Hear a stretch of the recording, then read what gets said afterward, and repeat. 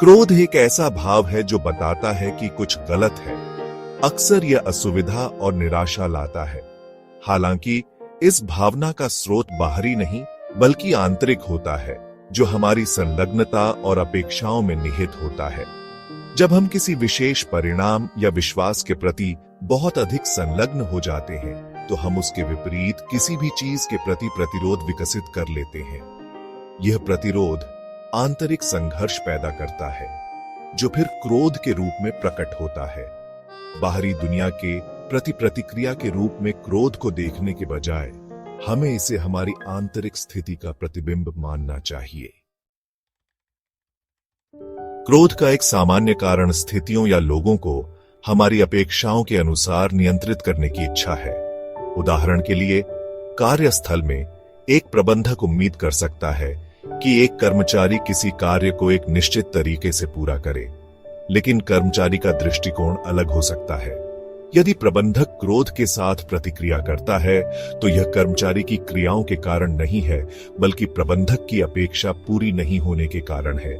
इसी तरह मित्रता में एक व्यक्ति उम्मीद कर सकता है कि उसका मित्र हमेशा उसके लिए उपलब्ध हो, लेकिन अगर मित्र व्यस्त या चिंतित है, तो वे उपेक्षित महसूस कर सकते हैं और निराशा के साथ प्रतिक्रिया कर सकते हैं। दोनों ही मामलों में क्रोध किसी अन्य व्यक्ति की क्रियाओं को नियंत्रित करने की कोशिश से उत्पन्न होता है, बजाय इसके कि स्थिति की वास्तविकता को स्वीकार किया जाए। क्रोध को प्रबंधित करने की कुंजी स्वीकृति में निहित है। परिस्थितियों या लोगों को हमारी इच्छाओं के अनुरूप करने की कोशिश करने के बजाय हमें अवास्तविक अपेक्षाओं को छोड़ने का अभ्यास करना चाहिए। यदि प्रबंधक कर्मचारी की विधि पर भरोसा करता है और नियंत्रण के बजाय अंतिम परिणाम पर ध्यान केंद्रित करता है, तो कार्य वातावरण अधिक सकारात्मक हो जाता है। इसी प्रकार, यदि मित्र यह समझता है कि उसके साथी की अन्य जिम्मेदारियां हैं और शांतिपूर्वक अपनी भावनाओं को व्यक्त करता है, तो मित्रता मजबूत बनी रहती है। स्वीकृति का मतलब निष्क्रियता नहीं है, बल्कि यह मान्यता है कि कुछ चीजें हमारे नियंत्रण से बाहर हैं।